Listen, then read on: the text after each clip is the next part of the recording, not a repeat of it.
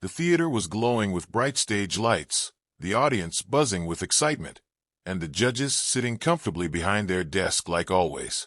Simon Cowell leaned back in his chair, arms crossed, wearing the same expression he always had when another contestant walked onto the stage.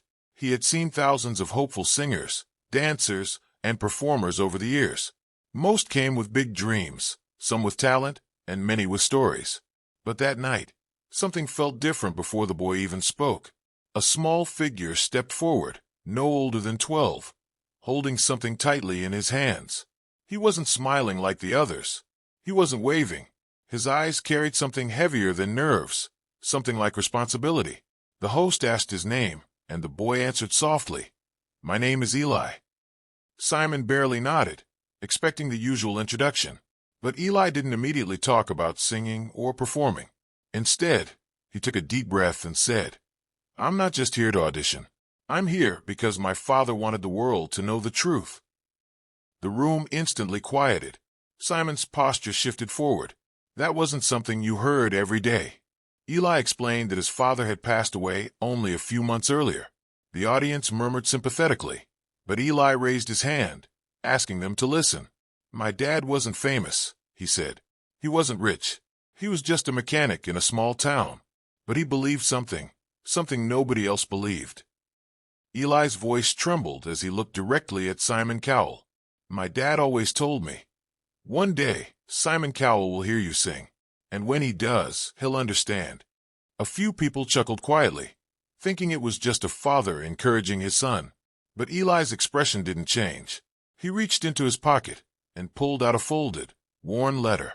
"Before he died, he made me promise to bring this here. He said if I ever got the chance to stand on this stage, I had to show you proof that he was right all along." Simon's face became serious. The other judges were silent. The crowd leaned in. Eli held the letter up like it was the most important thing in the world. The boy walked toward the judge's table, and for the first time in years, Simon Cowell didn't stop someone from stepping closer. Eli placed the letter gently in front of him. Simon unfolded it slowly, almost reluctantly. The handwriting was messy, clearly written by someone who didn't have much time. Simon read quietly at first, then his eyes began moving faster across the page. His expression changed from curiosity to confusion, then to shock. The audience watched him carefully. The camera zoomed in. The letter said, "Mr. Cowell, you don't know me. I'm just a father who works with his hands. But I know my son. I know his voice was given for a reason. People laugh at dreams like ours, but I'm asking you, if Eli ever stands in front of you, please don't judge him too quickly. Listen closely, because his mother and I have nothing to leave him except this gift. And I believe, with everything in me, that one day you'll stop everything, because you'll realize he was meant to be heard." Simon swallowed hard. The theater was so quiet you could hear breathing. Simon looked up at Eli, and for the first time, the famous harsh judge looked human. "Your father wrote this?" Simon asked quietly. Eli nodded. "He wrote it in the hospital," he said. "He couldn't even hold the pen properly. But he kept writing because he said you had to know." Simon stared at the letter again, then back at the boy. "And you carried this all the way here?" Eli whispered, "Yes. Because my dad believed in me when no one else did. He told me that even if he wasn't alive to see it, I would stand right here." The audience was already emotional. Some people were wiping tears. Even the judges beside Simon looked shaken. Simon took a deep breath and said something nobody expected. "Eli, we're going to stop for a moment." The music crew froze.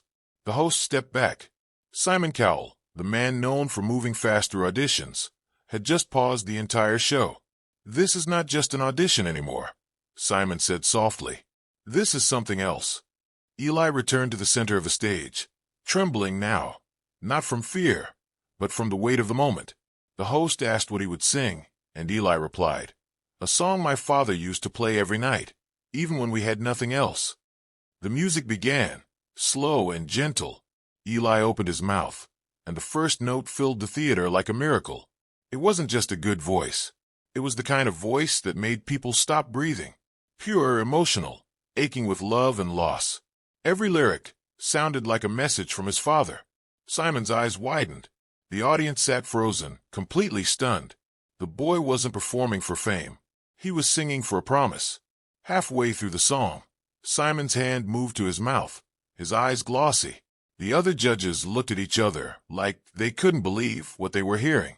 When Eli reached the final note, his voice cracked slightly, not from weakness, but from emotion. And the second the song ended, the entire theater erupted into a standing ovation, so loud it felt like the roof would lift off. Eli stood there, tears falling freely now. He didn't bow or smile. He simply whispered, "Dad, I did it." Simon Cowell remained seated, staring at the boy like he was witnessing something sacred. Then slowly, Simon stood up. The applause faded into silence as everyone waited for him to speak. Simon walked closer to the stage edge and held up the letter. His voice was thick when he finally said, "Eli, your father was right." The audience gasped. Simon continued, "I've judged thousands of people, but tonight I'm not judging. Tonight I'm listening. And what I heard was not just talent, it was destiny." Eli covered his face, sobbing. Simon looked up toward the ceiling lights, as if holding back his own emotion. "Your father believed the world would hear you," Simon said, "and I promise you, from this moment on it will." The crowd exploded again, chanting the boy's name. And in that instant, it wasn't just an audition. It was a legacy fulfilled, a father's belief proven true, and a moment that stopped everything forever.